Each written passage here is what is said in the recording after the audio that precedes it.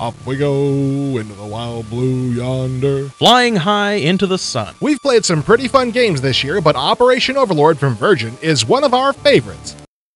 There's been a lot of stuff for the D-Day anniversary, and I don't just mean games. That's true. I think I saw a kid the other day with a D-Day anniversary lunchbox, and I've been collecting the action figures and commemorative glasses at McDonald's. Well, that's a little bit of an exaggeration, but D-Day has certainly given us one thing, and that's a lot of games. Some of them have been rushed out to capitalize on the anniversary. Others are of surprising and revolutionary quality. Overlord certainly fits in that category. It's a king among flight sims.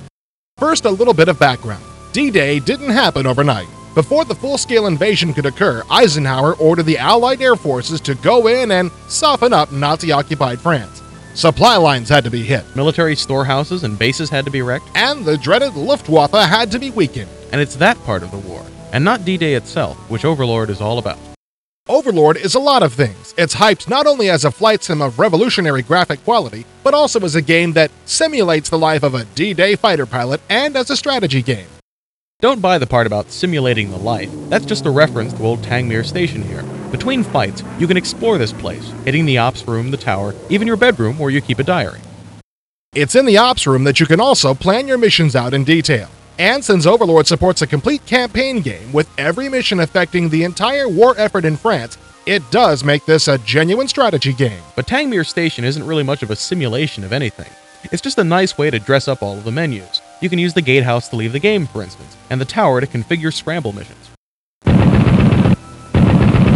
Where Overlord excels is exactly where you'd hope a flight sim would excel, in flight. The movement is smooth.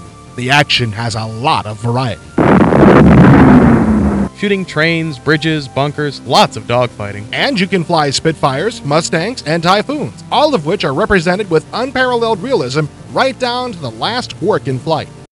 Naturally, the game supports all of the features you'd look for in a grade A sim. Tons of different viewpoints, including swell side views, rear views, external views, and more angles than you could possibly care about, and more. Including capturing video footage from your flights. And features such as air brakes, which are common in other flight sims but not historical for these planes. They're included as a friendly option to wean you slowly from other sims.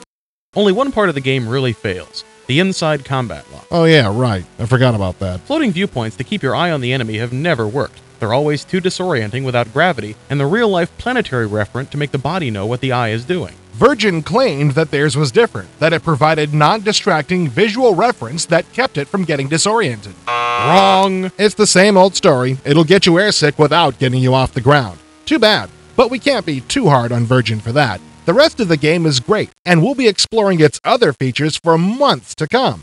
This one's staying on my hard drive for some time. Not to harp on the point too much, but this game is good. If you like flight sims, you cannot be without Overlord. It's realistic, detailed, requires a lot of strategy, and an agile hand at the controls. Not to mention a good notion of what dogfighting is about. And I'm not really a flight sim person, and I loved it. Bravo, Virgin. Bravo.